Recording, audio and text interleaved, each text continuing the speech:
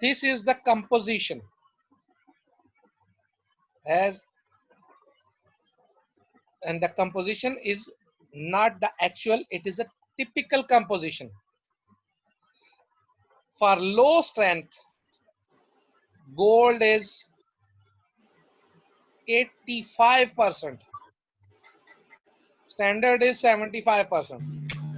Is it clear? But in low, it will be 85%. Silver is also present, and all are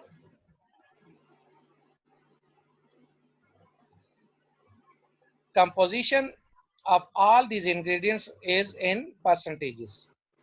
So in type 1, silver is 11%, copper is 3%, copper is also there, but no platinum and palladium. And zinc is 1% throughout all of the 4 types. In type 2, gold 75, silver 12, copper 10, and platinum or palladium is 2. And zinc again is 1%. In type 3, which are high strength, gold 70%, silver 14%, copper 10%, and I have discussed that a few quantity, less quantity of platinum or palladium, which is 5%, which may be 5%, and again 1% zinc. In extra high strength, 65% gold, 9% silver, 15% copper, and 10% platinum or palladium, while the amount of zinc is same. Sir, जी आपने कहा कि it is not the actual composition. Sir, इसका क्या मतलब कि actual बेटा composition नहीं? Actual से मुराद ये कि एक्चुअल कुछ भी हो सकते हैं, ये टिपिकल है.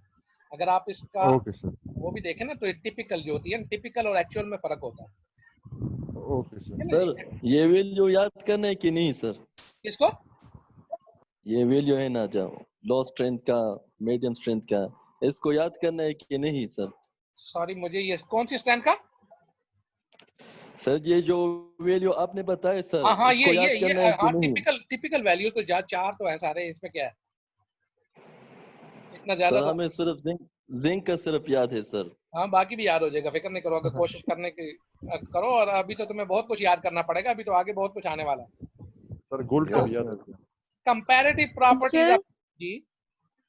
सर सबीना कह रही है मुझे अलाउ करें. एक तो ये जो कबूतर है ना हमारे पास तो कोई सबीना वगैरह नहीं है. मेरे ख्याल से Sir, इसे हायर higher के नाम से आई थी. जी हायर के नाम से मेरे ख्याल से आ गई है सर. बेटा मेरे पास तो कुछ नहीं आया इसमें.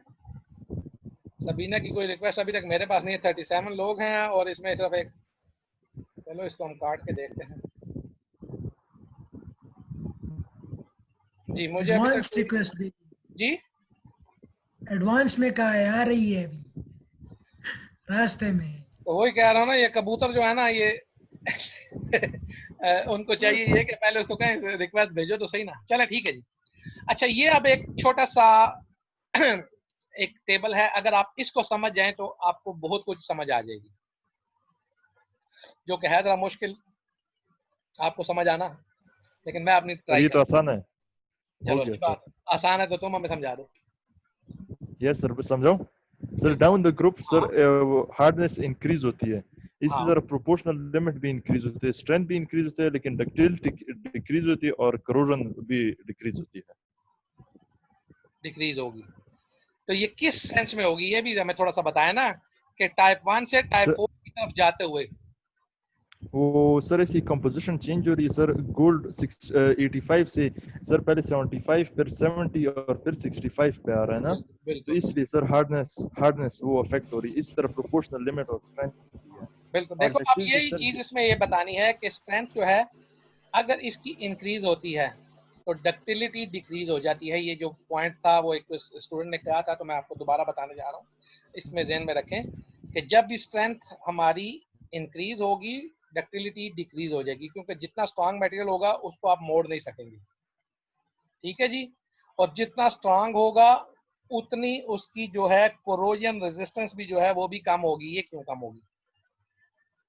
क्योंकि ये तो स्ट्रांग है। ये पूछने वाला था सर, जिंक सारा सेम है, फिर क्यों करोजन नहीं, इसलिए कोरोजन रेजिस्टेंस इसकी डिक्रीज होगी जी,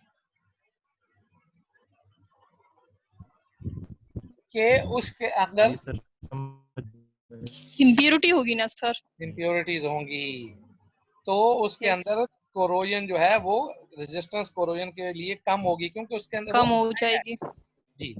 तो अब हायर साहब आई हैं। अच्छा सर ये करोजन सर जी, सर ये कोरोजन इंक्रीज होना सर ये लेड और पैलेडियम की इंक्रीज होने से है। लेड कहाँ से आ गई साजी? सर वो कंपोजिशन है ना। है कहाँ पे? उधर मुझे भी बताओ। लेड तो मैंने सॉरी प्लेटिनम एंड पैलेडियम। हाँ, उसकी वजह से बेटे ये दो करोजन हो रही है, अनसिमिलर अफेक्ट हो रही मेटल्स जब भी आएंगी तो हमारे पास एक कंसंट्रेशन सेल बनेगा, जिसकी वजह से है। कोरोजन ओके जो है वो उसके इंक्रीज होने के चांसेस है। तो कोरोजन ओके रेजिस्टेंस सर, हमारी डिक्रीज हो जाती है, कुछ भी थैंक हो, यू सर। चाहे मैं कहता हूँ जो भी हो। ठीक है जी। Yes sir. अच्छा जी, उसके बाद properties of casting gold alloys में ये जो है ना टेबल, इसको जुबानी रट लो। Yes sir. ये बाज औकात पेपर में क्वेश्चन आता है कि जी कास्टिंग गोल्ड अलाइज की, और इसी तरह का एक और उधर आएगा, वो दूसरे उसमें है। ये पूरे का पूरा क्वेश्चन आ जाता है कि जी ये बताएं इसको, properties of casting gold alloys describe. ठीक है जी। तो अब इसमें एक चीज ध्यान में रखें कि हमने अभी तक 4 पढ़ी हैं।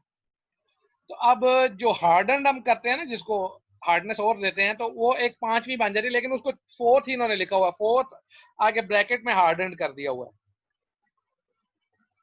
तो ये भी ध्यान में रखें, यहाँ पे आके आपकी प्रॉपर्टीज गोल्ड अलाई की 5 हो जाती है, लेकिन आपने रखनी 4 ही है, क्योंकि 4 ही उन्होंने लिखा हुआ, 5वीं उन्होंने नहीं लिखी। ठीक है। Now if we see the properties,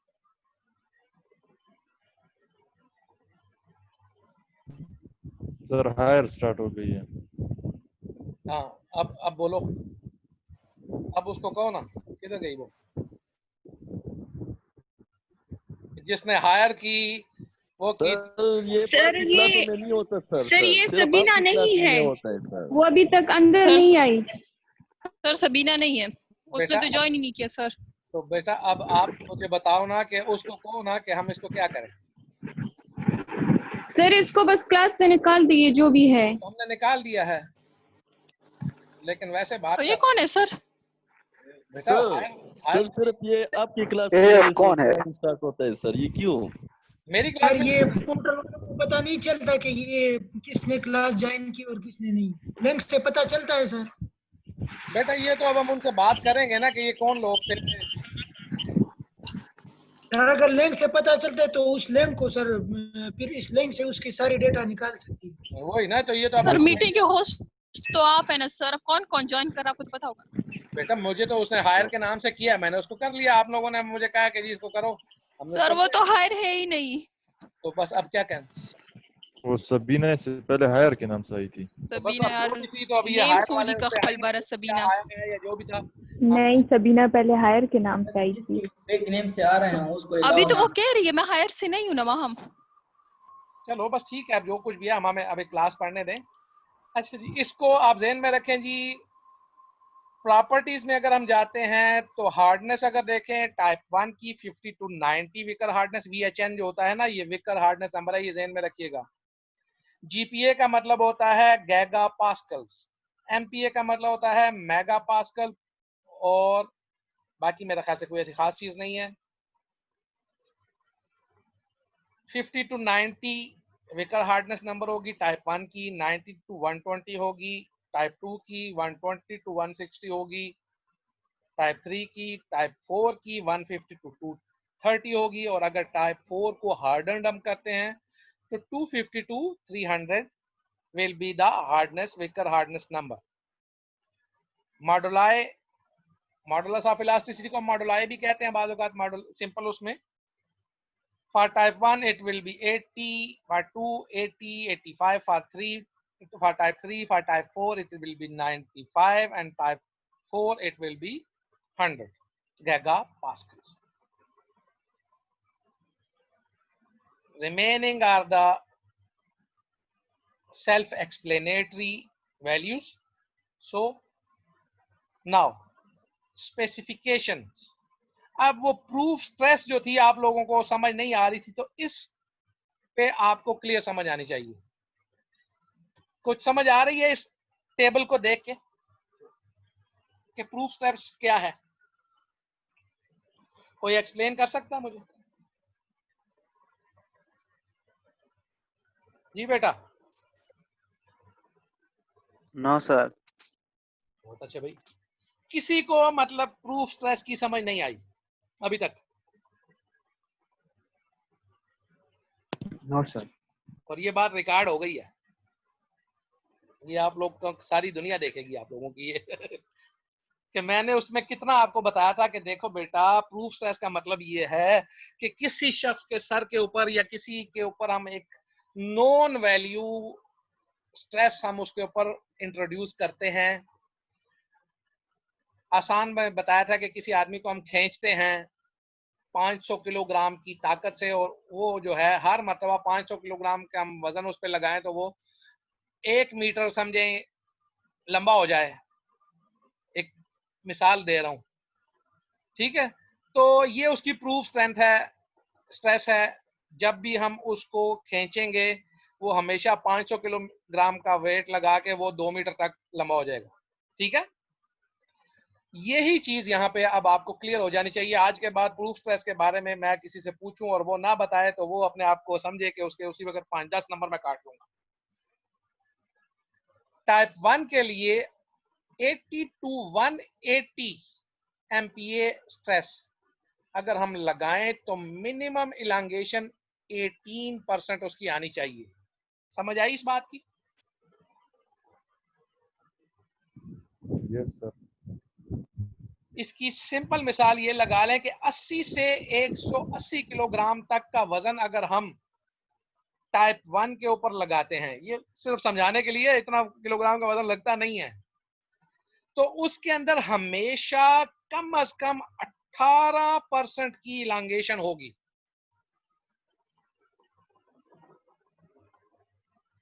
समझ आई? सर ये 0.2 क्या है? जिसको नहीं समझ आई मुझे बता दो, क्योंकि ये इंपॉर्टेंट वो है और यहीं पे इसको खत्म करना चाह रहा हूँ। सर ये जरा शुरू से रिपीट सर, रिपीट। हाँ, ये देखें कि आसान लफ्जों में मैं ये बता रहा हूं कि टाइप 1 गोल्ड अलाय हमारे पास है।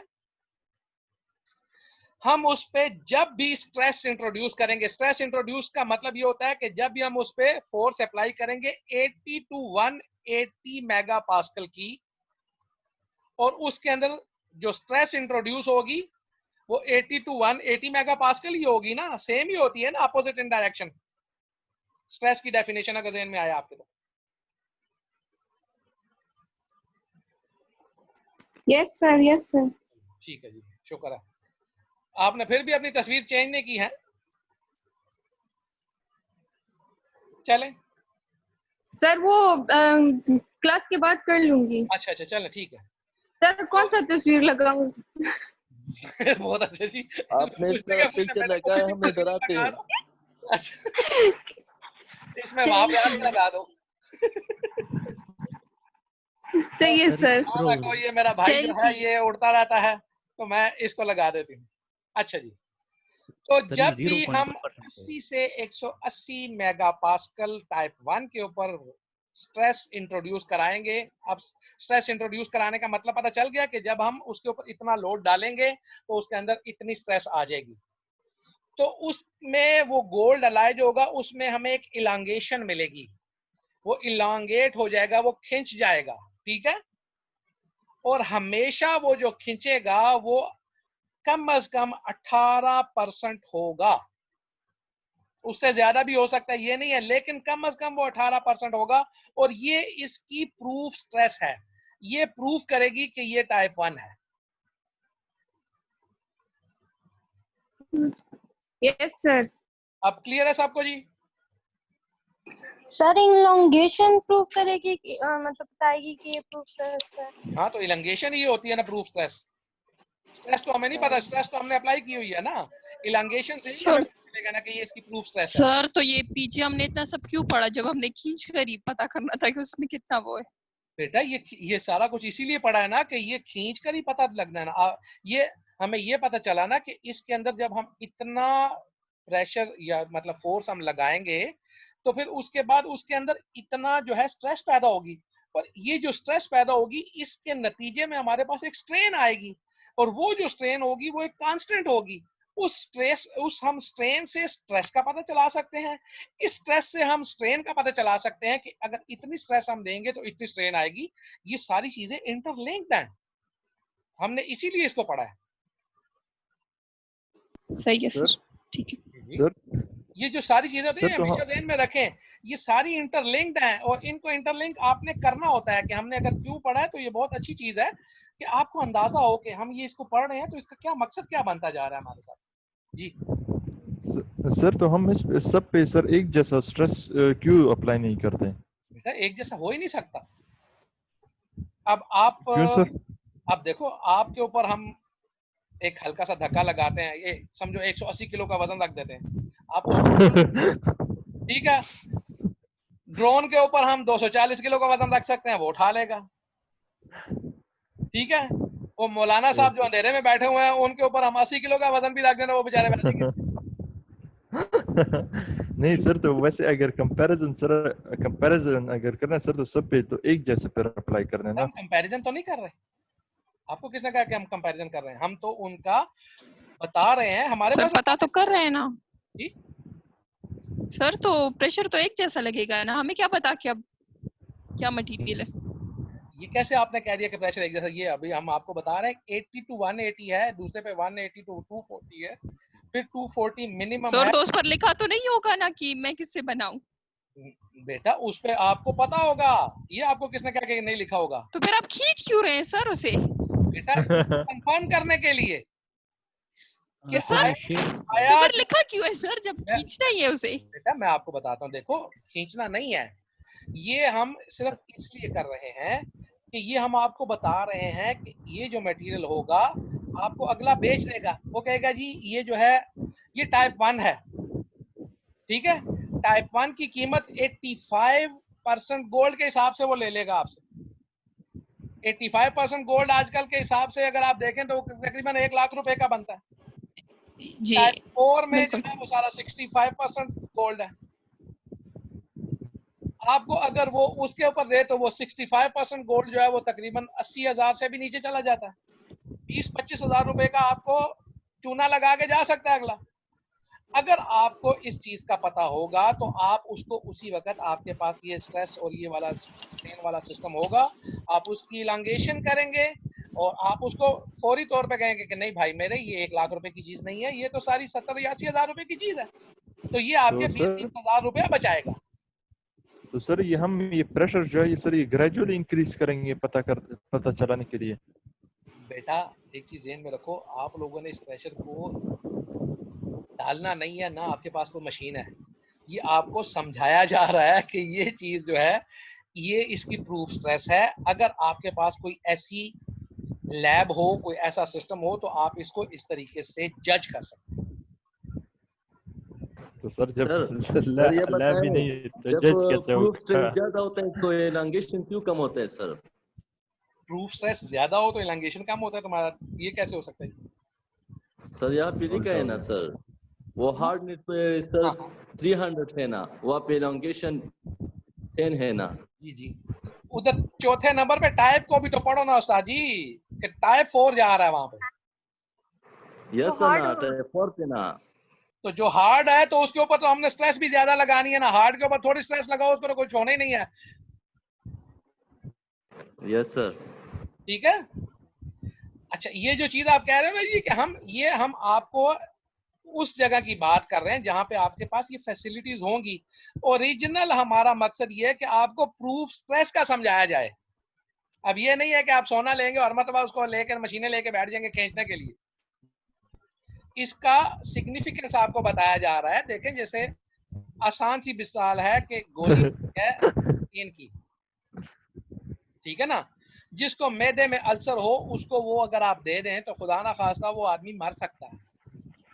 ठीक है, लेकिन उसका ये मतलब नहीं है कि हम उसको डिस्प्रिन की गोली दे के मार के ही देखेंगे कि ये मरता है कि नहीं मरता। ठीक है, लेकिन आपको Yes, इल्म sir. होना चाहिए कि जिसके मैदे में अल्सर हो उसको हमने डिस्प्रिन नहीं देना है। सर एक और एग्जांपल दे दे सर। एक और एग्जांपल दे देता हूँ जी। सांप जो होता है वो डसता है और डसने से आदमी मर सकता है। Yes sir. ठीक है ना, तो ये हमें बताया गया है, लोगों ने देखा हुआ है सब कुछ। अब ये नहीं है कि हम ड्रोन को कहें कि जाओ ये सांप खड़ा है इसके मुंह में उंगली दो और देखें हम कि तुम मरते हो कि नहीं मरते हो। सर ड्रोन ने तो सर 2 दिन पहले सांप मार दिया है, तस्वीर भेज दो। जबरदस्त, अच्छा किया, उसकी तस्वीर हमें नहीं भेजी, इधर भी दिखाता ना यार। सर ये प्रूफ स्ट्रेस जो 0.2% है ये जनरल वैल्यू है या ये? हाँ बेटा, ये जनरल वैल्यू नहीं है, ये 0.2% प्रूफ स्ट्रेस हम कहते हैं कि ये होती है। Yes sir. ठीक है, ओके सर। नेक्स्ट जी, इसको मेरे ख्याल से